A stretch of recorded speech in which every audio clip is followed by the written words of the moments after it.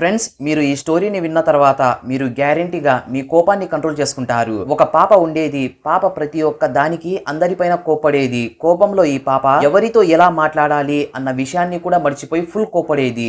పాప ప్రవర్తన చూసి ఫ్రెండ్స్ ఇంకా ఫ్యామిలీ మెంబర్స్ చాలా టెన్షన్ పడతారు. ఒక రోజు నాన్న ఈ పాప దగ్గరికి వచ్చి ఆమెకు ఒక మేకుల ప్యాకెట్ ఇంకా సుత్తి ఇచ్చి ఆమెతో ఇలా చెప్తాడు, నీకు కోపం వచ్చినప్పుడు నువ్వు ఏం చేస్తావంటే ఈ ప్యాకెట్ లో ఉన్న ఒక మేకుని బయటకు తీసి ఈ వుడెన్ బోర్డ్ పైన సుత్తితో కొట్టు. కొన్ని రోజులకే ఈ పాప ఆ వుడెన్ బోర్డు పైన చాలా మేకులని కొట్టి ఉంటుంది. సమయం గడిచే కొద్దీ ఈ పాప తన కోపాన్ని కూడా కంట్రోల్ చేసుకోవడం నేర్చుకుంది. ఇంకా ఒక్కటంటే ఒక్క మేకు కూడా ఆ వుడెన్ బోర్డు పైన కొట్టేది కాదు. దీంతో పాప చాలా సంతోషిస్తుంది. తన నాన్న దగ్గరకు వెళ్లి ఇలా చెప్తుంది, చూడండి నాన్న, 1 నెల పూర్తయింది, నాకు ఇంతవరకు కోపమే రాలేదని. నాన్న ఇది చూసి ఇలా చెప్తాడు, చాలా మంచిది, నువ్వేం చేస్తావంటే ప్రతి రోజు నీకు కోపం రాని రోజు నువ్వు ఈ వుడెన్ బోర్డు పైన ఉన్న మేకులన్నింటినీ తీసేయి. పాప ఇలా చేయడం స్టార్ట్ చేస్తుంది.